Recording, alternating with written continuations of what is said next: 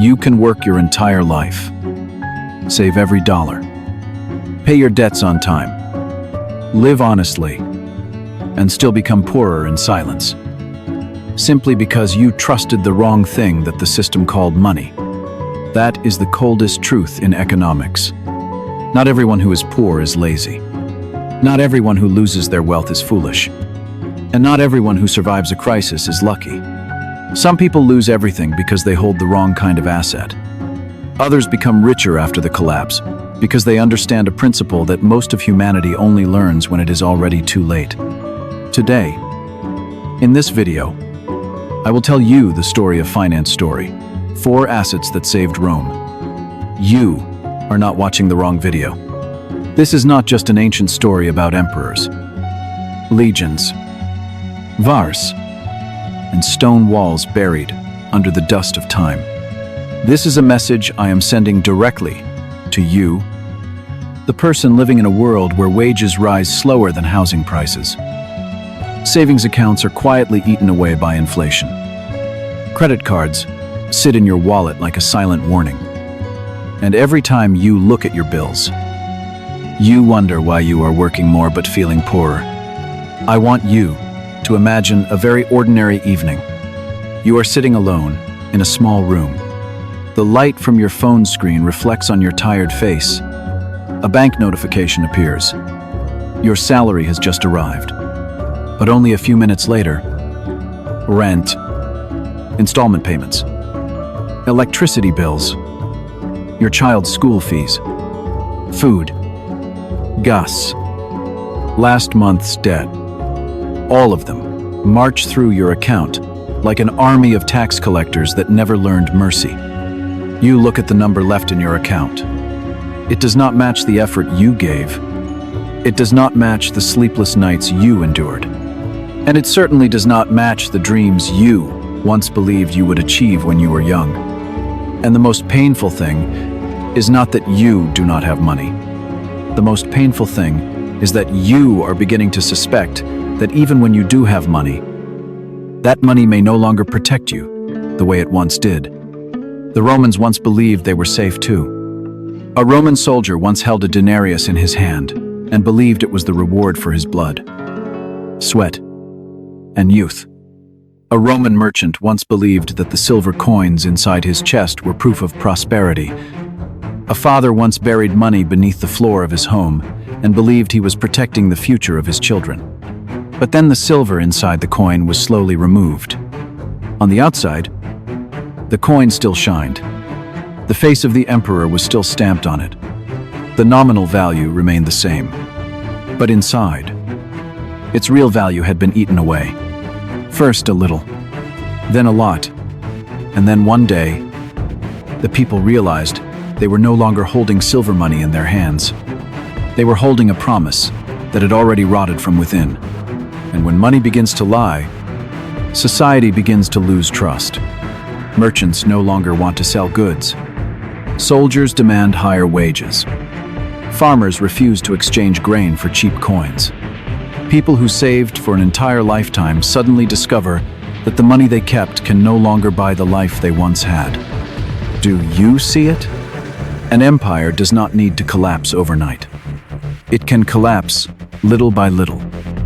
Through every coin that loses value, every contract that breaks, every meal that becomes more expensive, every citizen who silently understands that the government is no longer telling the truth about value.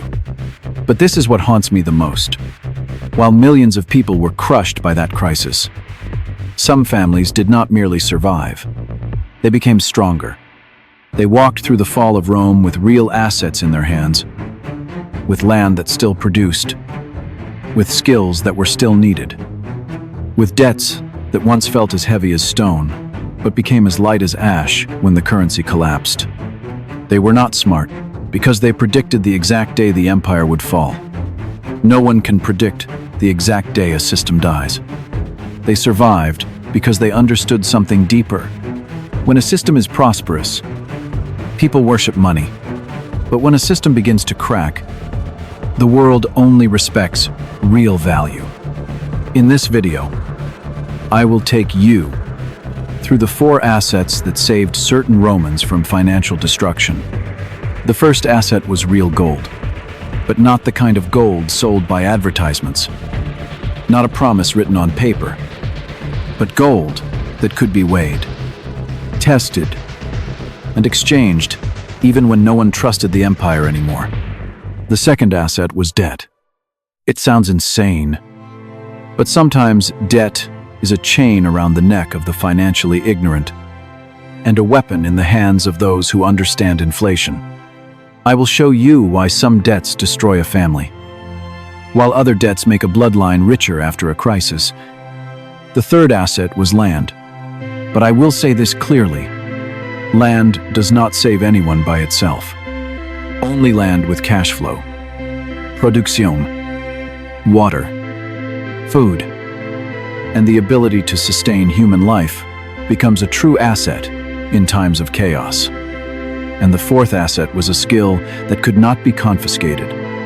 When titles disappear, when companies go bankrupt, when money loses value, when the market turns its back on you, the last thing that still follows you is the ability to create real value for other people.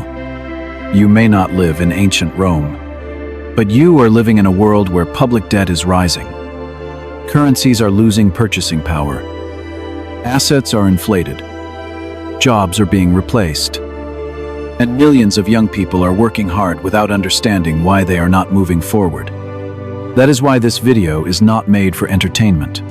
It is a cold lesson about money. It is a mirror placed in front of your bank account. It is a warning that if you do not understand what real assets are, you may spend your entire life accumulating numbers, only to discover one day that those numbers can no longer save you.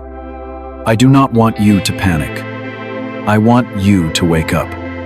Because a person who understands economics is not someone who is always pessimistic. A person who understands economics is someone who can look through the surface of prosperity and ask one very simple, very brutal question. If tomorrow the system no longer works the way it works today, will the things I own still have value? Stay until the end of this video. Because when you understand why Rome collapsed through its money before it collapsed through its armies, you will begin to look at your savings, your debts, your home, your job, and your skills with completely different eyes. And maybe, just maybe, that moment will be the moment you stop living like a person who only knows how to receive a paycheck and begin thinking like a person who knows how to protect wealth through every storm in history. When the money of an empire begins to lie. Point 1. Money dies when trust dies. A coin can still shine in your hand and already be dead inside. That was the first warning Rome gave to history. Money is not just metal, paper, or numbers on a screen. Money is trust. When people believe in it, it can pay soldiers, move grain, settle debts, and connect strangers across an empire. But when trust breaks, money becomes only a symbol pretending to be value.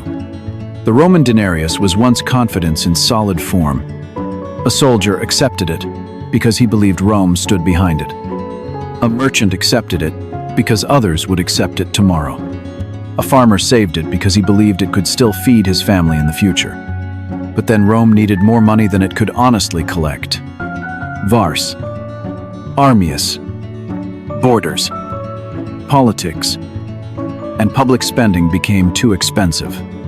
So the state kept the same coin, the same name, the same imperial face, but slowly removed the silver inside. The coin looked familiar, but its soul was being stolen. That is how money begins to lie. Not loudly, but quietly, the number remains the same, while the value behind it disappears. The lesson is simple. When the unit of value becomes dishonest, every person using it becomes poorer, even before they understand why. And now the next question appears. If the empire could not create real wealth fast enough, how did it steal wealth without calling it theft? Point 2. Debasement is a hidden tax on ordinary people. Debasement is taxation, without the courage to call itself taxation. No Roman citizen received a letter saying, "Your savings are now worth less." No soldier was told, "Your wages have been weakened." No farmer was warned, "The coins you receive today will buy less grain tomorrow." Instead, the theft arrived through daily life. Bread became more expensive. Tools became more expensive. Vagus rose. But never enough. Merchants demanded more coins. Farmers held back grain. Soldiers demanded higher pay. Lenders became afraid of being repaid in weaker money. The people noticed before the empire admitted anything. They did not need advanced economic language. They did not need to say inflation, purchasing power, or monetary crisis. They simply knew that life was harder. Prices were rising. And the same coin no longer bought the same world. That is, when a money problem becomes a social problem. When people stop trusting money, they stop trusting contracts. When they stop trusting contracts, they stop trusting strangers. Trade becomes defensive. Saving becomes fearful. Every person begins protecting themselves from everyone else. This is how an economy shrinks. Not only through war, not only through invasion, but through suspicion. Rome had built a vast economic machine by connecting soldiers, merchants, farmers, taxpayers, and cities through one trusted currency. But when that currency weakened, those connections began to break. The lesson is harsh. A corrupted currency does not only raise prices, it changes human behavior. It teaches people to stop believing promises. And now we must ask something more painful. What happens to the person who did everything right by the old rules? Point 3. The saver loses first, when symbols replace substance. The most painful truth is this. The person who trusts the system most is often punished first. Imagine a disciplined Roman saver. He works hard. He spends carefully. He stores coins. He avoids foolish risks. He believes patience will protect his family. By every moral standard, he is responsible. But if his savings are stored in a currency being debased, he is being robbed by time. He still has the same number of coins, but those coins buy less food, less labor, less land, less safety. His discipline remains, but the value of his discipline is being drained. This is the brutal difference between symbols and substance. A symbol is the face on the coin. Substance is the silver inside. A symbol is the number in the bank account. Substance is what that number can actually buy. A symbol is a job title. Substance is the skill that still solves a real problem when the title disappears. The Roman families who survived understood this difference. They did not merely hold official money. They moved toward things closer to reality. Gold that could be weighed and tested. Land that could produce food. Debt that could shrink as the currency collapsed. Skills that people still needed, even when institutions failed. They were not prophets. They did not know the exact day Rome would fall. But they understood one instinct of wealth. When the promises of the system weaken, move closer to what people cannot live without. The lesson is not that saving is bad. Saving is discipline. But saving alone is not enough if the thing you save in cannot protect purchasing power. So do not only ask how much money you have, ask what your money can still buy. Do not only ask whether your income increased, ask whether your life became easier. Do not only ask whether your account balance looks safe, ask whether the value behind it is silently disappearing. Rome's coin was the warning before the empire became the lesson. And once the money began to lie, the survivors had to search for the first asset that could still tell the truth. Not paper, not promises, not cheap metal wearing an imperial face, but gold that could be held. vihil, tested, and trusted, when Rome itself could no longer be trusted. Real gold does not save the greedy. It saves those who understand value. Point 1. Gold survives because it does not need permission to be valuable. When money begins to lie, people search for something that cannot be printed by fear. That is why gold mattered in Rome. But listen carefully. Gold did not save people because it was beautiful. It did not save people because it was rare in a romantic sense. It saved people because it could be trusted when the empire could no longer be trusted. A Roman merchant holding debased coins had to ask a painful question. Will anyone accept this tomorrow? But a man holding real gold asked a different question. How much does it weigh? That is the difference between political money and natural money. A coin, stamped with the emperor's face, depended on the credibility of the empire. Gold depended on weight, purity, and human recognition across borders. Even when the Western Empire weakened, even when officials changed, even when armies failed, gold still spoke a language. Merchants understood. The result was clear. Those who held weak currency watched their purchasing power decay. Those who held verifiable gold carried value through the storm. The lesson is simple. In a crisis, the market stops respecting promises and starts respecting proof. And this brings us to the next question. If gold was so powerful, why did not every person who held gold survive? Point 2. Not all gold is real protection.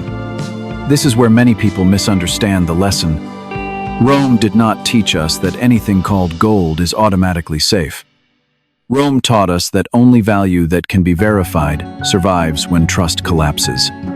During monetary chaos, fake confidence spreads everywhere.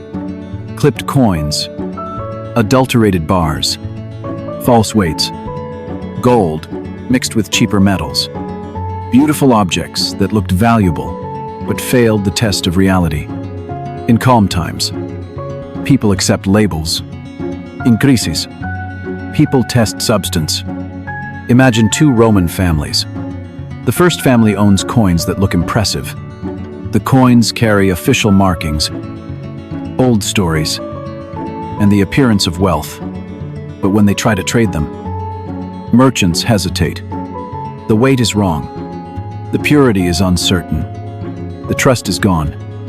The second family owns gold that can be weighed, tested, and exchanged directly. No official speech is needed. No imperial guarantee is needed. The asset proves itself. That is why the second family survives better. Not because they are luckier. Because they hold something that still answers the only question that matters in a broken system. Can this be trusted without the system? This is also the modern lesson. A claim on value is not the same as value itself. A paper promise, a digital balance, a certificate, or a financial product may all have usefulness in normal times. But they depend on institutions. They depend on rules. They depend on someone else honoring the claim. Gold's deeper lesson is not that everyone must worship gold. The lesson is that you must know the difference between owning reality and owning a promise about reality. And now the harder question appears.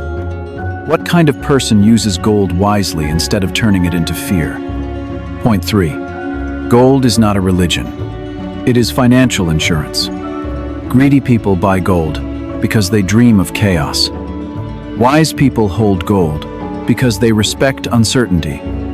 That difference matters. Gold is not meant to make you feel superior. It is not meant to replace intelligence. Hui, income, land, or business. Gold is not a magic object. It does not produce wheat. It does not repair a roof. It does not teach your children. It does not create cash flow by itself. But it does one thing extremely well. It protects value when trust becomes fragile. That is why the smartest Romans did not see gold as decoration. They saw it as a bridge. A bridge across regimes. A bridge across currencies. A bridge across moments when official money no longer told the truth. The poor saver, trapped in debased coins, lost purchasing power quietly. The disciplined holder of verified gold preserved optionality. And optionality is power. It means you can buy food when others are desperate. You can move when others are trapped. You can negotiate when others must beg. You can wait when others are forced to sell. That is the true value of defensive wealth. It gives you time. And in a crisis, time is often the most expensive asset in the world. So here's the lesson I want you to remember. Gold does not reward panic. It rewards preparation. It does not save the person who worships it blindly. It saves the person who understands why trust can fail, why currency can weaken, and why some assets must be able to stand without applause from the system. Rome's gold lesson is not about greed. It is about humility. The humble investor admits that governments can make mistakes. Currencies can weaken. Institutions can fail. Markets can freeze. And when that happens, the question is not what looks rich on paper. The question is, what still holds value in someone else's hand? But gold was only the first shield, because there was another asset, far stranger and more dangerous, that helped some Roman families survive the collapse. It was not shiny. It was not beautiful. It was not safe in the hands of fools. It was debt. Debt is a chain for the poor, but a weapon for those who understand inflation. Point 1. Debt is dangerous when it buys things that die before the debt does. Debt is not evil, but foolish debt is financial poison. This is the first truth you must understand. Debt does not destroy people because it exists.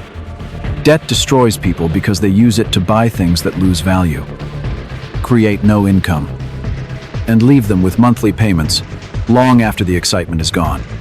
A Roman who borrowed money to throw banquets, impress neighbors, or buy luxury goods was not building wealth. He was selling his future for applause. The same is true today.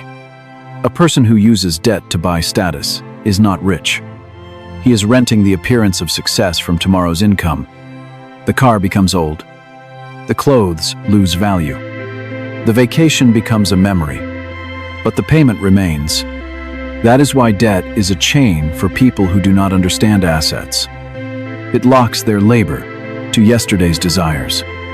Every month, they wake up not to build a future, but to pay for a past version of themselves that wanted to feel important. The lesson is clear. Debt used for consumption makes time your enemy, but debt used to buy productive assets can make inflation your enemy's problem. And that is where Rome becomes very interesting. Point 2. In a collapsing currency, fixed debt can become lighter over time. Here is the strange truth. Most people never learn.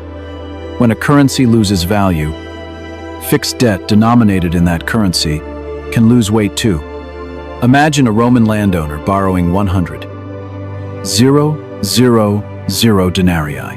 When the denarius still has real purchasing power, at that moment, the debt feels enormous.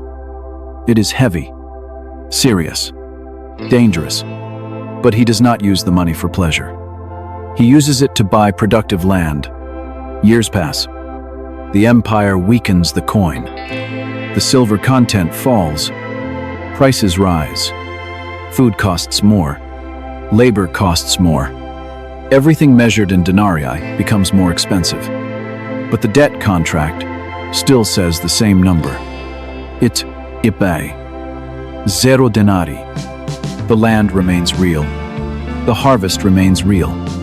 The animals, workers, grain, and buildings remain real. But the debt has been repaid in weaker money. This is how inflation transfers wealth. It punishes people who hold claims on money and rewards certain people who owe fixed amounts in that same weakening money, especially when they used the borrowed money to buy real assets. The lender gave strong money. The borrower repaid weak money. That is not morality. That is arithmetic. And in economics, arithmetic does not care about your feelings. But be careful. This does not mean all debt is good. It does not mean borrow recklessly. It does not mean gamble with your family's future.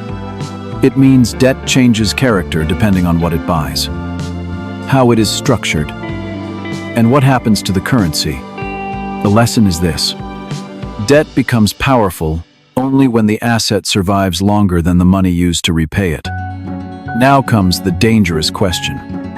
How do the wealthy use debt without becoming servants to it? Point 3. The rich do not fear debt. They fear bad debt. Poor financial thinking asks only one question: how much is the monthly payment? Wealthy financial thinking asks better questions. What does this debt buy? Does the asset produce cash flow? Is the rate fixed or floating? Can the asset survive inflation? Can the income from the asset help pay the debt? If the answer is no, debt is a trap. If the answer is yes, debt can become a tool. This is why some Roman aristocratic families survived the crisis better than ordinary savers. They held land, estates, and productive property. Some of those assets had been financed with debts written in a currency that later collapsed in real value. So while savers watched their coins lose purchasing power, certain debtors watched their obligations become smaller compared to the real assets they controlled. That is the brutal irony of inflation. It can destroy the careful saver and rescue the strategic borrower, but only if the borrower owns substance, not luxury, not ego, not empty status. Substance. Land that produces, a business that earns, tools that create, skills that increase income, assets that remain useful, even when money becomes weak. The modern lesson is painful but necessary. Do not simply ask whether you are in debt. Ask what kind of debt owns your life. If your debt buys things that make you poorer, it is a chain. If your debt buys assets that produce value, protect purchasing power, and survive inflation, it may become a lever. A lever can lift a house or crush the hand of a fool. That is why debt requires discipline, calculation, and humility. It is not for showing off. It is not for pretending. It is not for escaping reality. Debt is fire. In the kitchen of a disciplined person, it cooks food. In the hands of a careless person, it burns down the house. So remember this: the Romans who survived through debt were not saved by borrowing. They were saved by what they borrowed to own. And that leads us to the next chapter. Because if debt helped some families acquire real assets, we must now ask a deeper question. Was land itself enough to survive Rome's collapse? The answer is no. Land alone did not save anyone. Only land that could feed, produce, and stand without. The empire became true wealth. Land does not save anyone. Only cash flow and self-sufficiency do. Point 1. Land without production is only expensive dirt. Do not worship land just because people call it property. That is one of the most dangerous mistakes in financial history. Many people believe land is always safe because land cannot disappear. But Rome teaches a sharper lesson. Land may remain on the map, but its economic value can collapse if it depends entirely on a broken system. A Roman landowner who grew crops only for distant markets looked rich during prosperity. Roads worked. Merchants arrived. Cities bought surplus. Ships moved goods. Taxes were predictable. The empire connected everything. But when trade routes broke, cities weakened, and transportation became unsafe. That landowner faced the truth. His land was still there, but its market was gone. His crops still grew, but buyers no longer came. His property still looked valuable, but the system that made it valuable had disappeared. That is why land alone does not save anyone. A piece of land that cannot produce food, income, shelter, or strategic usefulness is not true protection in a crisis. It is a frozen asset waiting for a functioning market. The lesson is simple. Do not ask only, "Do I own land?" Ask, "What does this land produce?" when the market becomes afraid. And that question leads us to the kind of estate that actually survived Rome. Point 2. The self-sufficient estate became a small economy. The strongest Roman estates were not just farms. They were small economies. A self-sufficient villa could produce grain, vegetables, meat, wool, timber, leather, and basic tools. It had storage. It had workers. It had animals. It had water. It had craftsmen. It had enough internal capacity to keep life moving, even when the larger imperial machines slowed down. This is the difference between property and productive property. Property waits for a buyer. Productive property creates value even when buyers are scarce. Imagine two Roman estates. The first estate depends on trade. It needs imported tools, urban buyers, safe roads, and stable prices. When the empire functions, it is profitable. But when the empire breaks, it becomes fragile.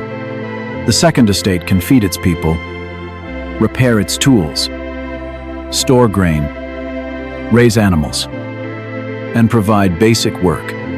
It may not be glamorous. It may not grow rich quickly. But when chaos arrives, it continues breathing. That estate does not merely hold value. It produces survival. And in a crisis, survival becomes the highest form of wealth. This is why self-sufficiency mattered. It reduced dependence on systems no one could control. It turned land from a passive asset into a living machine. The lesson is this: the safest asset is not always the asset with the highest price during good times. It is the asset that still functions when good times end. But Rome's self-sufficient estates did more than survive economically. They became centers of power. Point 3. Whoever controls essentials controls the future. When the state weakens, people do not ask for luxury first. They ask for food, safety, work, shelter, and order. That is why the Roman villa became more than a private estate. In many places, it became the center of local life. When roads became unsafe, the estate offered protection. When cities declined, the estate offered work. When trade weakened, the estate offered food. When imperial authority faded, the landowner became the person people depended on. This is the deepest lesson of productive land. It does not only preserve wealth, it can create authority. During prosperity, money buys influence. During collapse, essentials create influence. The person who can feed others has power. The person who can employ others has power. The person who can provide safety has power. The person who owns only decorative wealth has fear. That is why some Roman aristocratic families maintained their position even as the empire around them fell. They did not merely own land. They owned systems of production. They controlled food, labor, storage, tools, and local relationships. That kind of wealth does not need applause from the market every morning. It has roots. The modern lesson is clear. A house that drains cash is not the same as an asset that creates cash flow. Land that waits for speculation is not the same as land that produces food, rent, energy, or business activity. Wealth is not what looks impressive in a boom. Wealth is what still serves human need in a crisis. So remember this: land does not save the lazy owner. Land does not save the careless speculator. Land does not save the person who confuses price with usefulness. Only productive, resilient, cash-flowing, self-sufficient assets can carry wealth through disorder. And now we arrive at the final asset. Because what if you do not own gold? What if you do not own land? What if you cannot use debt like the aristocrats of Rome? Then the last asset is the one no emperor can debase, no tax collector can fully seize, and no market crash can completely erase. The skill inside you. The skill inside you is the last asset no empire can fully destroy. Point 1. When systems collapse, titles lose value before skills do. When an empire falls, it does not ask what your title was. It asks what you can still do. That is the brutal lesson Rome left behind. A man could be an imperial officer, a legal clerk, a tax administrator, or a respected professional inside the Roman system. But if the courts stopped functioning, if the treasury stopped paying, if the army dissolved, if the old institutions lost power, then his title became a memory. The world no longer needed his position. It needed his usefulness. But the blacksmith still mattered. The carpenter still mattered. The physician still mattered. The farmer still mattered.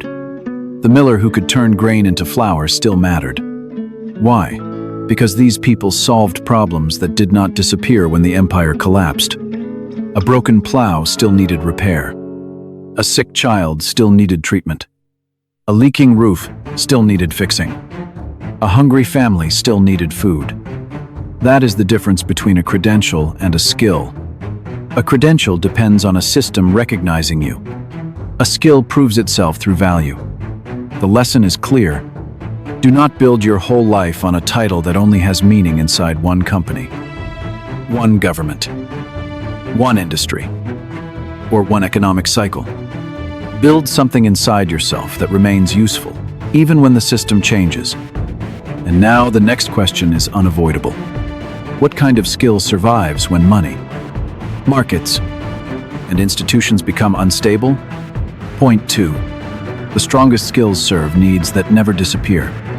A valuable skill is not valuable because it sounds impressive. It is valuable because someone needs it badly enough to exchange resources for it. In Rome's darkest years, the skills that survived were close to human necessity. Food, shelter, health, tools, trade, repair, protection, and transportation. These were not fashionable skills. They were survival skills, economic skills, and practical skills. The physician who could treat infection had value. The blacksmith who could repair tools had value. The merchant who could move goods across dangerous borders had value. The carpenter who could rebuild a roof before winter had value. These people could still trade their ability for food, shelter, protection, or gold, because their work answered urgent human needs. This is also true today. The modern world may look more advanced, but the principle has not changed. When the economy becomes unstable, people pay for skills that save time, reduce pain, increase income, protect assets, solve fear, or keep life functioning. A person who can sell has value. A person who can repair has value. A person who can manage money has value. A person who can build systems has value. A person who can communicate clearly has value. A person who can use technology to create results has value. The lesson is this: the safest skill is not always the most glamorous skill. The safest skill is the one connected to a real human need. So, ask yourself honestly, if your company disappeared tomorrow, would the market still need what you know how to do? If your job title vanished, could you still create value? If the economy became harder, would your skill become more needed or less needed? Because in every crisis, the market becomes less polite. It stops rewarding appearances. It starts rewarding usefulness. And this leads us to the final truth of this chapter. The person who owns a skill owns a portable asset. Point 3. A skill is wealth you can carry through fire. Gold can be stolen. Land can be taxed. Debt can turn against you. But a real skill lives inside your hands, your mind, your judgment, and your discipline. That is why skill is the most personal form of wealth. It travels with you. It adapts with you. It can be used in one city, then another. It can be taught to your children. It can be exchanged when money is weak. It can rebuild your life after a loss. This is why the fall of Rome did not erase every form of knowledge. Institutions collapsed, but craft survived. Governments changed, but practical ability remained. The people who could make, heal, repair, grow, trade, and organize carried pieces of civilization forward when the official structure failed. That is the power of irreplaceable skill. It does not require perfect conditions. It only requires need, and need is eternal. The modern lesson is painful but hopeful. You may not have inherited land. You may not have gold. You may not have access to powerful debt, but you can still build an asset inside yourself. Every hour you spend learning finance, sales, communication, technology, repair, management, negotiation, or a practical craft is not only education, it is protection. It is leverage. It is freedom from depending entirely on one paycheck. So remember this: a paycheck is not security. A company is not security. A title is not security. Security begins when you can create value even after the old structure stops protecting you. That is why the last Roman asset is also the most democratic one. Not everyone can own gold. Not everyone can own land. Not everyone can use debt wisely. But everyone can become more useful. And usefulness, in a collapsing world, is never poor. Final synthesis. The asset no one can print is the value inside you. We have now reached the final asset that survived Rome's collapse. Gold preserved value. Debt transferred value. Self-sufficient land produced value. But skill created value. That is the difference. The skilled person is not merely waiting for the world to be stable. The skilled person can act when the world becomes unstable. He can repair, heal, build, sell, trade, teach, organize, and adapt. This is why skills outlive systems. The empire may change its laws. The currency may lose its strength. The market may collapse. The company may disappear. But human problems remain. And wherever human problems remain, valuable skills remain valuable. So here is the final lesson I want you to carry. Do not only ask what you own, ask what you can do. Do not only ask how much money you have, ask how much value you can create if that money loses power. Do not only protect your savings, protect your ability to earn, adapt, and serve real human needs. Because when history becomes cruel, it does not reward the person with the prettiest title. It rewards the person who can still be useful when everyone else is afraid. Rome fell. Its coins decayed. Its institutions weakened. Its roads became unsafe.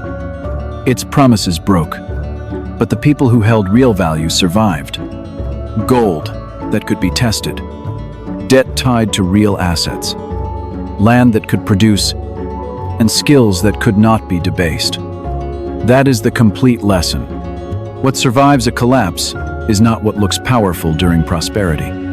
What survives is what cannot be faked, cannot be diluted, and cannot be made useless when the system itself begins to fail.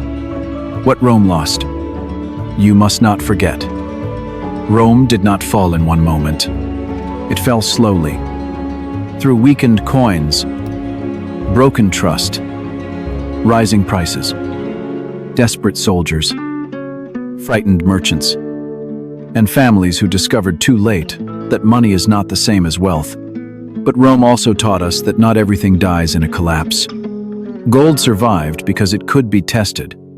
Debt became powerful when it was tied to real assets and repaid in weaker money. Land survived when it could produce food, shelter, income, and order. Skill survived because human need does not disappear when institutions fail. And this is the truth I want you to remember. The world does not reward what looks rich during prosperity. It rewards what remains useful when prosperity ends. So do not only chase money, chase value. Do not only build income, build assets. Do not only protect your savings, protect your purchasing power. Do not only trust your job title, build a skill the world still needs when the market becomes cruel. Because when the next crisis comes, the question will not be how confident everyone sounded before the storm. The question will be much colder. What do you own that cannot be faked? What do you know that cannot be taken? What do you control that still produces value when the system becomes afraid? Rome's emperors believed they could cheat reality by cheating the coin. But numbers do not respect pride. Markets do not respect illusion. History does not respect empires that confuse symbols with substance, and neither should you. So when this video ends, I do not want you to feel fear. I want you to feel awake. Look at your money. Look at your debt. Look at your assets. Look at your skills. Then ask yourself one question. If the system became weaker tomorrow, would my life become helpless? Or would I still hold something real? That question may be uncomfortable, but it may also save your future. What survives collapse is not what looks powerful in good times. What survives is what cannot be faked, cannot be diluted, and cannot be made useless when the system itself begins to fail.